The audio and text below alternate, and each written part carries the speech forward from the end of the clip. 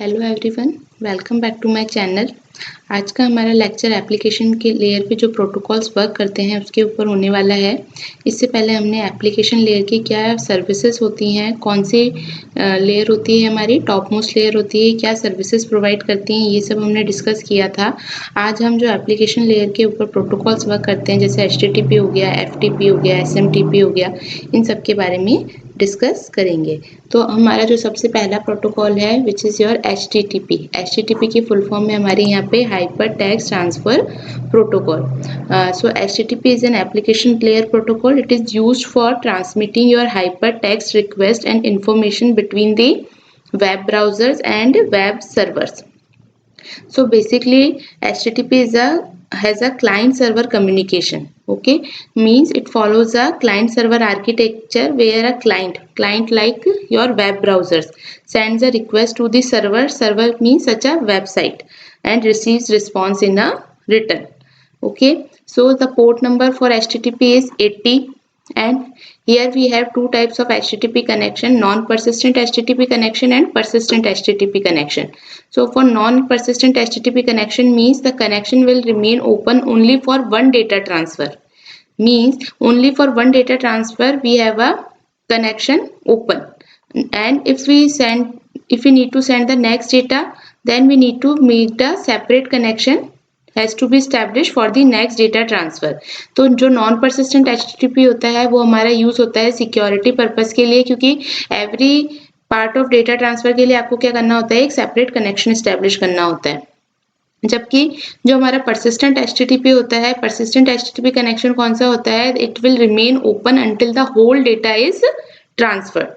Okay, so HTTP uses TCP as a transport layer protocol. तो HTTP कौन सा protocol use करता है, TCP यूज करता है as a transport layer protocol.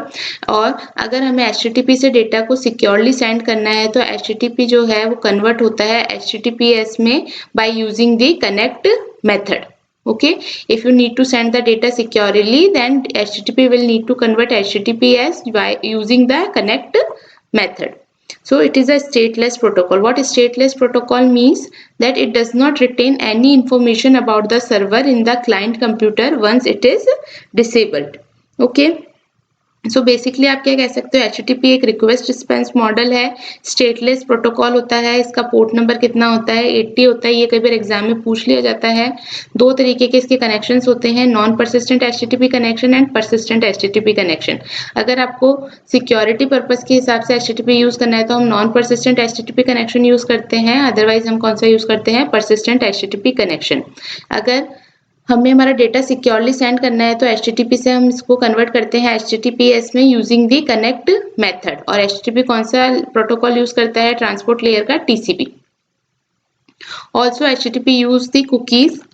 So what cookies means here, so cookies in the HTTP are the small pieces of data sent from a web server to a web browser and stored locally on the user device.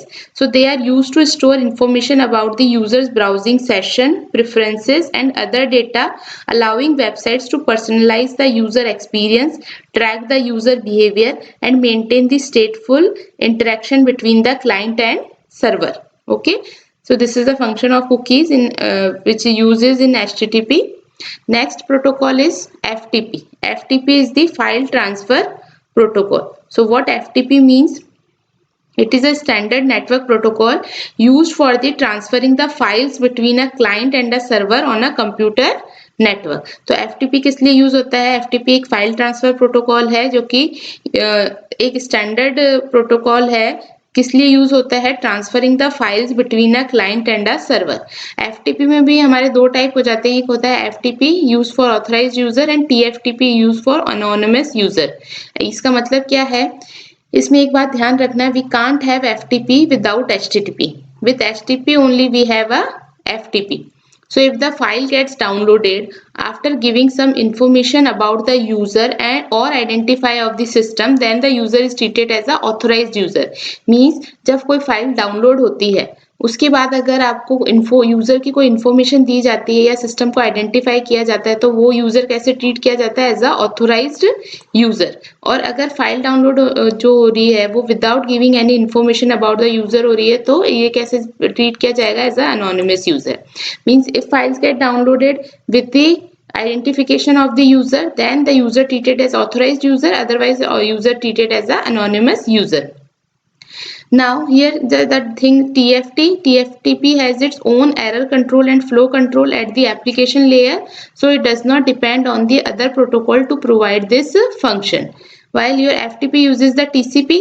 Okay, and FTP has a two types of connection: control connection and data connection. For control connection we use the port number 21, and for data connection we use the port number 20.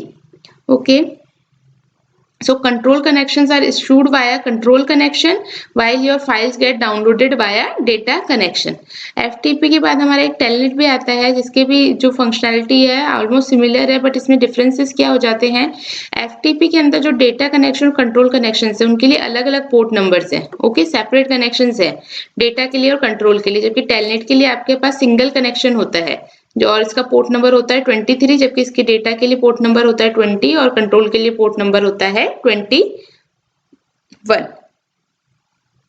इसके अलावा अगर हम देखें, अगर हम इनमें कुछ basic difference देखें तो इसके अंदर दो सेपरेट कनेक्शंस होंगे, कंट्रोल कनेक्शन डेटा कनेक्शन के लिए, जिनके पोर्ट नंबर 20 और 21 होंगे, और जबकि टेलनेट के अंदर एक ही पोर्ट नंबर यूज होता है 23 for the same connection for control and data connection. FTP जो है वो यूज करता है TCP को as a transport layer protocol, और टेलनेट भी TCP को यूज करता है as a transport layer protocol. इसके अलावा जो हमारा टेलनेट है, टेलनेट के अंदर आपका एक यूज होता है NVT. NVT stands for Network Virtual Terminal. So what Network Virtual Terminal is? It serves as an abstract representation of a terminal or device used for communication over the network. So NVT basically enables the user to establish the virtual terminal session on remote host, facilitating interactive command line access and remote administration. So NVT is used, it is a network virtual terminal. So it is a standard protocol for character encoding, control functions, communication, ensuring the interoperability between the different terminals and the system. So basically uses to establish a virtual terminal session on the remote host, which is facilitating your interactive command line access and remote administration. Now there is one issues are here in the protocols which is called the SYN flooding attack. Now what SYN flooding attack means? In SYN flooding attack, attacker flood the FTP or telnet server with a large number of sync packets. Okay, so the server allocates the resources for each half open connection, so the connection backlog fills up and denying the services to legitimate users trying to establish FTP or telnet session. What it means, your actual services of the client will be denied by the server because of this SYN flooding attack. So what it means, different packets will be transmitted by a hacker, making the server believe that the packets are coming from different clients. यहाँ पे जो hacker है वो क्या करता है, different path से SYN packets की फ्लडिंग कर देता है सर्वर की तरफ, जिससे क्या होता है सर्वर के रिसोर्सेज उन पैकेट्स को लोकेट हो जाते हैं, और फिर जब आपका जो एक्चुअल क्लाइंट है, जो लेजिटिमेट क्लाइंट है, वो रिक्वेस्ट करता है तो वो रिक्वेस्ट डिनाइल फेज में चली जाती है, क्योंकि रिसोर्सेज ऑलरेडी SYN पैकेट्स को अलोकेट हो जाते हैं। इसकी वजह से क्या होता है, ऑल द रिसोर्सेज और services of the server are blocked, so actual client will not get the services during that time. So mitigation involves this implementing the measures like SYN cookies, rate limiting and network level protections to defend the against such attacks. तो इनके mitigations के लिए हम क्या use करते हैं, SYN cookies use की जाती है, रेट लिमिटिंग यूज की जाती है and network level protection use किए जाते हैं to defend against such attacks. तो ये हमारे FTP और टेलनेट में अटैक आ जाता है कई बार, SYN फ्लडिंग अटैक, जिसमें क्या होता है डिनाइल्स को बेसिकली कौन सा टाइप हो जाएगा, डिनाइल ऑफ सर्विस अटैक, जिसमें क्या होता है जो सर्वर के रिसोर्सेज होते हैं वो आपके SYN पैकेट्स को अलोकेट हो जाते हैं ड्यू टू फ्लडिंग, और जो लेजिटिमेट क्लाइंट है उसको रिसोर्सेज अलोकेट नहीं हो पाते. अब इसमें नेक्स्ट जो हमारा प्रोटोकॉल है वो है SMTP. So what SMTP means, it is a simple mail transfer protocol, it is a text based protocol. Okay, So by default SMTP is a text based protocol, but we can send graphical data with the help of MIME extension.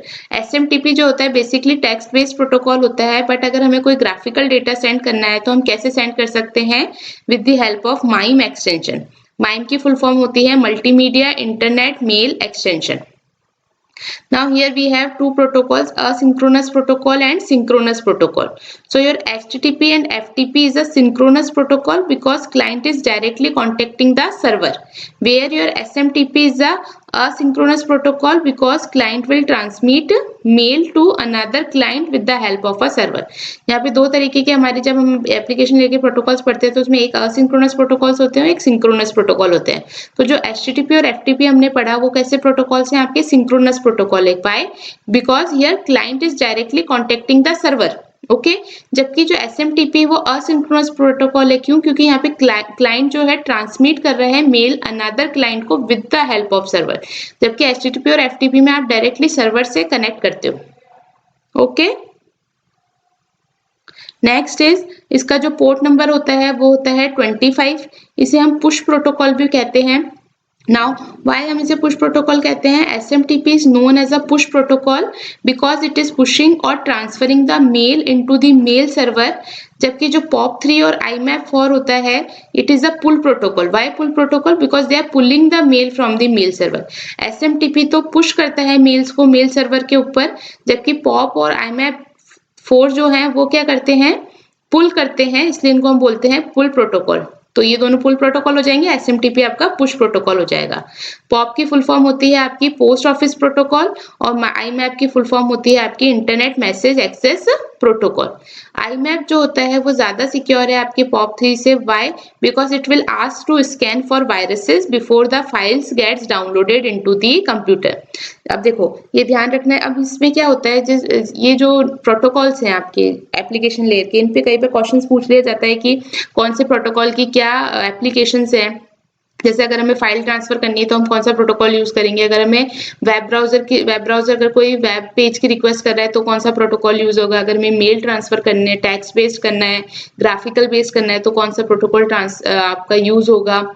या फिर इस तरह से पूछ लिए जाते हैं कि FTP के अंदर डेटा कनेक्शन और कंट्रोल कनेक्शन के पोर्ट नंबर्स क्या होते हैं. पोर्ट नंबर जनरली कई बार आ जाते हैं पूछने में.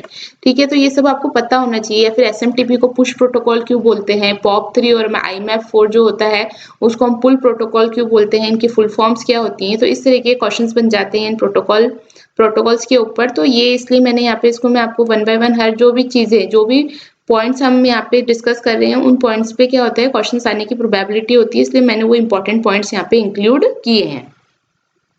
यहाँ पे SMTP भी जो है वो आपका TCP यूज करता है as a transport layer protocol. Your mail can be kept in hierarchy in case of IMAP4, but it is not possible in POP3. SMTP combined with IMAP4 is client-to-client protocol with the mediation of by the mail server. So TCP with IP is connection oriented, where UDP with IP is a connectionless protocol.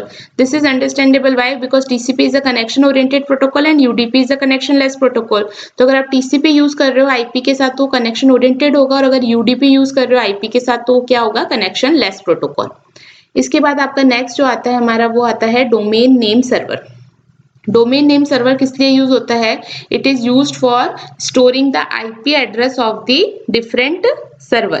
तो domain name server में क्या होगा आपका basically, yes, so DNS is used for storing the IP address of the different server. The information of IP address of different servers are placed in different DNS servers that are maintained at different logical areas. So what DNS means? DNS, it is a critical component of your internet infrastructure. It enabling the seamless and efficient resolution of domain names to IP addresses, thereby facilitating the communication and access to online services. तो यहाँ पे हम DNS को क्या बोलते हैं, domain name system होता है ये आपका.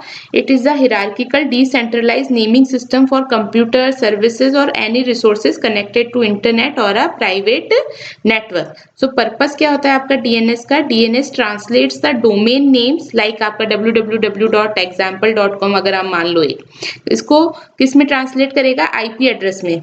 ठीक है, that computer used to identify each other on the network. So it enables users to access the websites and other internet services using easy to remember domain name instead of numeric IP addresses. So what it does, आपको purpose पता होना चाहिए। DNS का purpose क्या है? Translates your domain name. Domain name कैसे हो सकता है? जैसे कोई www.example.com हो गया, तो ये डोमेन नेम हो गया, तो ट्रांसलेट करता है इस डोमेन नेम को किसके अंदर? आईपी एड्रेसेस में।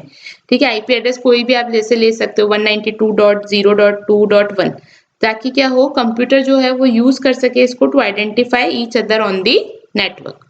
So the information of IP addresses of different servers are placed into the different DNS server that are maintained at the different logical areas. The root servers होते हैं, top level domain servers होते हैं, authoritative servers होते हैं, local DNS server होते हैं. तो आपके root servers आते हैं, फिर उसके बाद आपके hierarchy के उसमें ही होता है ये भी मैनेज. उसके बाद आपके top domain servers आ जाते हैं, जैसे यहाँ पे देखो, यहाँ आपके रूट सर्वर्स आ गए, फिर टॉप लेवल डोमेन सर्वर्स आ जाते हैं, फिर आपके ऑथोरिटेटिव सर्वर्स आ जाते हैं. So your local router, ISP routers are known as the local DNS servers or proxy servers because we can get the IP address of frequently used servers. यहाँ पे DNS जो होता है वो UDP प्रोटोकॉल यूज करता है transport layer का. क्यों? क्योंकि DNS का जो रिप्लाई है वो फास्ट होना चाहिए, क्योंकि एक तरीके से क्या है, रिक्वेस्ट रिस्पॉन्स मॉडल की तरह वर्क करता है, जहाँ पे आईपी एड्रेसेस की रिक्वेस्ट की जाती है और आईपी एड्रेस वहां से अलोकेट होते हैं. तो डीएनएस का जो रिप्लाई है वो फास्ट होना चाहिए, इसलिए हम यहाँ पे कनेक्शन लेस, क्योंकि कनेक्शन ओरिएंटेड में तो आपको पहले कनेक्शन स्टैब्लिश करना पड़ेगा. अगर आप टीसीपी यूज करोगे तो वो थोड़ा लेंथी प्रोसेस हो जाता है, जबकि हम चाहते हैं कि डीएनएस का रिप्लाई फास्ट हो, इसलिए हम यहाँ पे क्या यूज करते हैं? यूडीपी प्रोटोकॉल यूज करते हैं. और यूडीपी ऑल्सो एक और इसका क्या कारण है यूडीपी को यूज करने का? क्योंकि ये सपोर्ट करता है मल्टीकास्टिंग को. ये मैंने जब हमने ट्रांसपोर्ट लेयर पढ़ा था तब बताया था कि यूडीपी जो है वो किसको सपोर्ट करता है? आपके मल्टीकास्टिंग को. ठीक है, तो यहाँ पे जो डीएनएस रिक्वेस्ट और रिप्लाई वाले मॉडल में आपका कौन सा प्रोटोकॉल यूज होता है? यूडीपी प्रोटोकॉल यूज होता है as a transport layer protocol.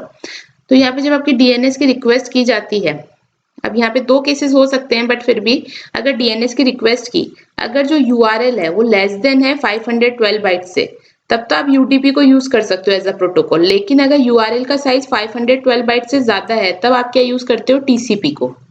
Okay, so this is all about the protocols. हमने कौन कौन से पढ़े? हमने एचटीटीपी पढ़ा, एफटीपी पढ़ा, टेलनेट पढ़ा है. ठीक है, उसके बाद एसएमटीपी पढ़ा. एसएमटीपी के बाद इसी में हमने पॉप 3 और आईमैप 4 पढ़ा था. इसके बाद हमने डीएनएस देखा. अब इसमें एक दो इंपॉर्टेंट पॉइंट्स है वो मैं यहाँ पे डिस्कस करना चाहती हूँ. फर्स्ट नोट मैंने यहाँ नोट्स में ही बना रखा है इसको. फर्स्ट क्या है? Router gives more preference to FTP packets compare to SMTP packets. कई बार क्या होता है, क्वेश्चंस पूछ ले जाते हैं कि किस कौन से, अगर दो तरीके के पैकेट्स आ रहे हैं अलग अलग प्रोटोकॉल से, तो आप किसको प्रेफरेंस दोगे? तो कुछ इंपॉर्टेंट पॉइंट्स है जो आप पढ़ सकते हैं, आपको ध्यान रहना जरूरी है ताकि आपको पता रहे कि प्रेफरेंस कौन से पैकेट्स को पहले दी जाती है. तो ये मैं आपको थोड़ा सा एक्सप्लेन कर देती हूँ. Router gives more preference to FTP packets compare to the SMTP packets because FTP is a client to server where your SMTP is a client to client with the mediation of the mail server. Okay, तो अगर foreground packet और background packets है तो जो router है वो ज्यादा preference किसको देगा? फोरग्राउंड पैकेट्स को. और अगर एफटीपी और एसएमटीपी पैकेट्स में से किसको ज्यादा प्रेफरेंस मिलेगी? एफटीपी पैकेट्स को. व्हाई? क्योंकि जो एफटीपी पैकेट्स होते हैं वो क्लाइंट टू सर्वर होते हैं, और जबकि आपके एसएमटीपी जो होते हैं क्लाइंट टू क्लाइंट होते हैं.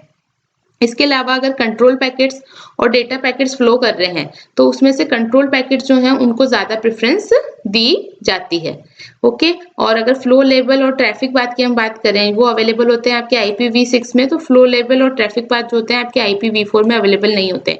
ये कुछ एक दो पॉइंट्स है जो मैं आपको बताना भूल गई थी जब हमने IPv4 और IPv6 के बारे में पढ़ा था. तो ये पॉइंट आप थोड़ा सा ध्यान रख लेना कि फ्लो लेवल और ट्रैफिक पाथ जो होता है वो अवेलेबल होता है आपका IPv6 में, जबकि IPv4 में अवेलेबल नहीं होता है. अगर राउटर पे आपके फोरग्राउंड पैकेट और बैकग्राउंड पैकेट्स आते हैं तो फोरग्राउंड पैकेट्स को प्रेफरेंस मिलती है, एफटीपी और एसएमटीपी में से एफटीपी को मिलती है, और कंट्रोल पैकेट्स और डेटा पैकेट्स में से कंट्रोल पैकेट्स को ज्यादा प्रेफरेंस मिलती है. So that's it for your application layer protocols. मैंने जो भी इंपॉर्टेंट प्रोटोकॉल्स है सारे डिस्कस कर दिए हैं.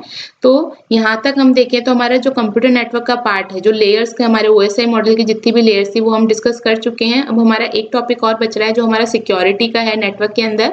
हम अब जब ये कंप्लीट हो चुका है, इसके बाद हम जो नेक्स्ट लेक्चर है उसमें हम स्टार्ट करेंगे हमारा सिक्योरिटी वाला topic. So thank you everyone. Lecture अच्छा लगा हो तो प्लीज लाइक कीजिए, सब्सक्राइब कीजिए, शेयर कीजिए चैनल को। Thank you.